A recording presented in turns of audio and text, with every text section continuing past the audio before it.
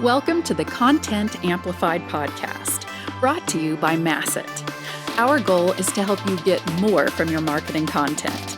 Each episode is a 10 to 15 minute interview with industry experts that share amazing insights to help you squeeze as much juice from your content as you possibly can.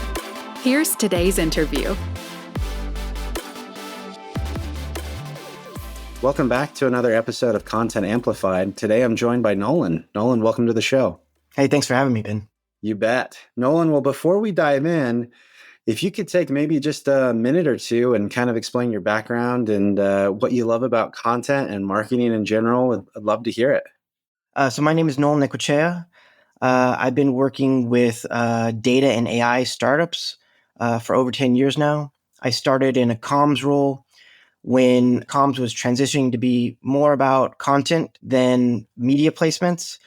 So I was doing a lot of content. I was working with a lot of early stage startups that were making their name in the big data era. And then I ended up transitioning in-house, working with companies like Elation, Big Eye, Ambient AI, most recently Data.World, doing product marketing with a heavy focus on content because that's sort of my passion. And that's what I've been doing for a long time. Love it. I love it. Well, a lot of today's conversation is actually going to come from an article that Nolan wrote. And it's really good information. And so we'll make sure we link to it. But what Nolan is talking about is kind of the current state of content marketing, and mentions this cool term. I was telling Nolan how much I love this term, Zero Calorie Content. And I was also telling him, as someone who should definitely lose some weight, that term really resonates with me because, man, I've read way too many articles on zero calories and zero nutrition content, things like that. But Nolan, what is kind of, in your opinion, the current state of content marketing? How did we get here? What do you think that the kind of landscape looks like right now when we're talking about content marketing and the typical process businesses are using it for? Yeah, so I think the experience, if you are looking for a solution online, is pretty bad right now because there's a lot of this zero calorie content. And I think the way we got here was marketers, companies took a look at SEO. They took some of the lessons from that. They looked at companies that have been really successful with content strategies like HubSpot, which has a lot of content on HubSpot. You can go there, you can get an answer to just about anything if you're a marketer. Probably every marketer listening to this has been on HubSpot when they're trying to figure out about a new concept that they're not super familiar with. But they saw that and they took away the wrong lessons. They thought, oh, I need to create content to rank on Google, one, and I need to create a large volume of content, two. And they sort of missed that, well, the ultimate goal of this content is for somebody to read it, think that your company's credible, your product is credible, maybe even your executives and your sellers are credible, and want to get in touch with you and end up becoming a qualified lead that eventually would become a customer. So we end up in this place where there's a ton of content out there. Google is just swamped with it. But what you're finding is content that's not very informative, doesn't have a unique point of view. People are going online and they are finding another article on the same topic and they're kind of copying somebody else's homework. And so we get this repetitive cycle, all these really short articles that really don't teach or help you understand anything. And I think people who are trying to create content or hire for content, they see that, hey, content is important. Content's king, right?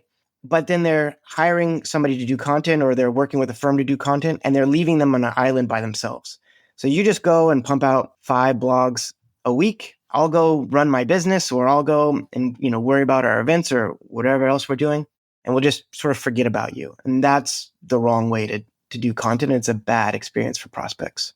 Yeah, that makes perfect sense. So when you're looking at it, what should we actually focus on? How should we change the landscape and where should we set our sights nowadays? SEO is important. Volume is important. You absolutely need people to find your content, but you have to keep your goal in mind. If you're trying to get new customers, when they come and they read your content, they have to think that your company's credible. You know what you're talking about. Hey, this is a good solution that solves my pain point. You clearly understand my problem. And you're setting if you're in an enterprise sales motion, you're setting your sales team up, right? So when they get into a call with a salesperson, they are already thinking that they're going to get some expertise, right? Versus if you create this sort of low calorie content that doesn't have a lot of information, isn't educational, the prospect is expecting a spammy experience, right? And that's either they've got to your site and they're not even an ideal customer. They're not in your ICP. They just happen to come across a keyword. So you got a lot of leads that aren't going to go anywhere, or they're just not expecting a good experience. So they're probably not going to reach out. Yeah, and I love that. A couple things that come to mind for me are when you look at content from a brand.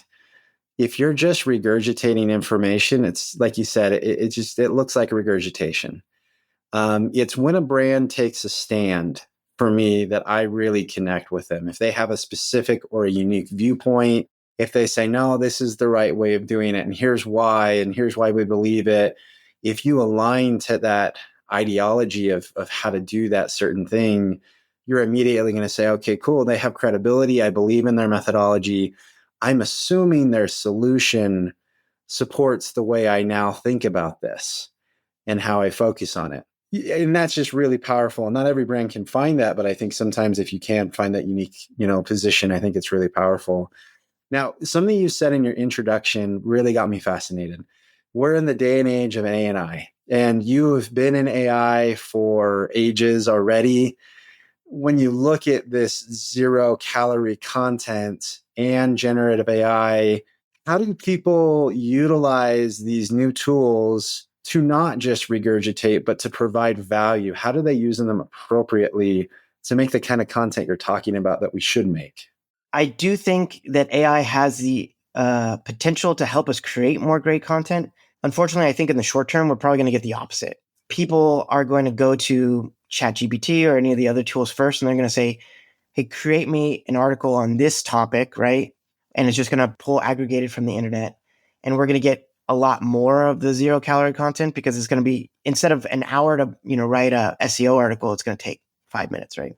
But I think AI could really help create better content, because if you take one of the challenges now is you have an expert, right? This expert has a great viewpoint. They have great insights that aren't readily available. Sometimes the barrier for them is just they don't have the time, or they don't have the acumen to sit down and write and get all those ideas down. So potentially, AI is a really great tool for them. It's something that help get these great ideas down into words in a way that they might not be able to do, or they might not have time for. So I think the golden rule is don't use AI as your starting point. Use it as the after, right? I've got some bullet points down. Can you help me tighten these sentences? We have a style guide. Can you make sure that my blog works with my style guide? Things like that. Versus don't start with ChatGPT. Just like you shouldn't start with an article by Googling your topic nowadays. Start with your experts and then use those tools to improve your writing. I actually, I did a little bit of consulting for a group of expert witnesses, and I know nothing about engineering and all that kind of stuff, but they were really interested in how can I use generative AI.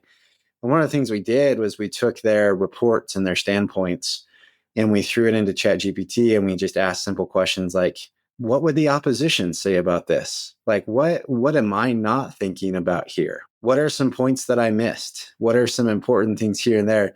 And it was interesting because it got the wheels turning, right? And I think that that's kind of the standpoint that's really helpful to say, can it augment what's already in my brain as opposed to can it replace what's in my brain? Right. And I think all too often we just try to take that shortcut and say, great, keyword density of X%. Here's my keyword. Make sure it's 2,000 words long and link to these other pages and call it good. But you're right. Like, it doesn't, if I read that content, I'm not connected to the business in any way, shape, or form. It just happened to be a piece of content that I landed on. Yeah. The ultimate goal should be to, articulate an insight, educate your prospect. It shouldn't just be volume. I think we could go two ways. I think in the short term, we're probably going to get a lot of articles out there that are just regurgitated from ChatGPT and doesn't have a lot of information. What I'm hoping is that all these articles are going to come out. Buyers, prospects, customers are going to kind of push back against it. And if you are the company that's really taking the time to pull the insights from your experts, to understand your customers, to understand your market, to have a unique point of view, you're going to end up standing out against all of that sort of zero calorie stuff that's out there. I love it. So looking into the future, right, with AI and, LinkedIn, if you're in B2B and every other technology coming out, what are your recommendations? Where should we be focusing on thought leadership content and then SEO, or should people focus more on video? Should people focus on certain things? But from what you see, like, where are your thoughts going to say, hey, this is what the next few years look like for the businesses doing content marketing the right way? So my experience is mostly with working with B2B startups. So I'm going to sort of go from that lens. If you're an early stage or you're a mid-stage B2B startup and you're thinking about content, don't separate it from product marketing. Your product marketers understand your solution. They understand your customers. They understand the market. That's a great place. Have your product marketers create more content, maybe even most of your content if you're very early on. Then when you start ramping up those efforts, you start creating more content, start hiring a content marketer, hire somebody who's a journalist or thinks like a journalist, somebody who's going to be curious, and they're going to go around your company. They're going to find the smart people with the unique ideas, and they're going to interview them, and they're going to pull these ideas together. And then don't get seduced by the short-term metrics, right? Like, hey, how many clicks did we get? How many blogs did our content writer? You have to read what they wrote. Is it smart? Is it educational?